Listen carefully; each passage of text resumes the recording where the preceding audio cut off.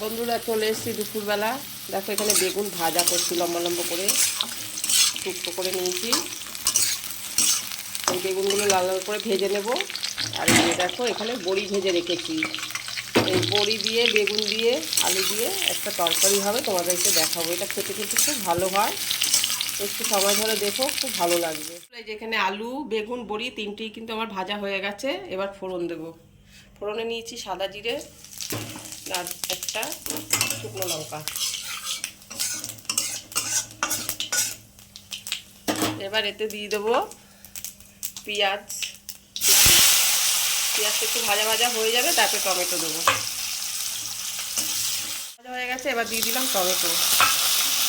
এবার এটাও একটু নেড়ে নেব।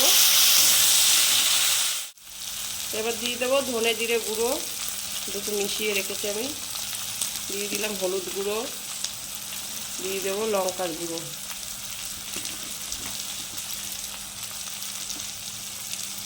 ঝাল বেশি দেবো না, দিয়ে আবার একটু নেড়ে নিই। দেবো লবণ। লবণ বেশি দেবো না, লাগলে পরে আবার দেবো। এবার একটু দিয়ে দেবো একটু জল। ভালো হয়ে গেছে, দিয়ে দেবো একটু মিষ্টি, দিয়ে একটু নাড়িয়ে নিই। দিয়ে এবার ভেজে রাখা আলুগুলো দিয়ে দেবো। বেগুন আর বড়িটা আমি পরে দেবো। ঠিক আছে, দুটো বড়ি।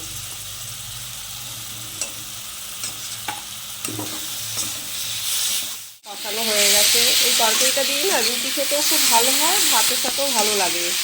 রোজই তো লোকে মাছ মাংস সবই খায়, কিন্তু মাঝে মাঝে না এই টাইপের খাবার রান্না করলে না তরকারি খুব ভালো হয়। এবার দিয়ে দেবো জল, দিয়ে আমি 10 মিনিট ঢেকে দেবো। 10 মিনিট পরে আমি আসছি।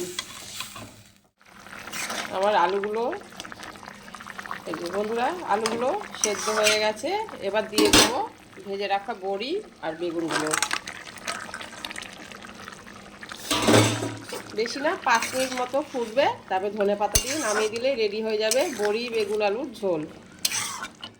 ঝোলটা ফুটে গেছে, এখন ধনে পাতা দিলে হয়ে যাবে বেগুন আলু বড়ি তরকারি। বন্ধুরা দেখো খুব সুন্দর হয়েছে কিন্তু এটা।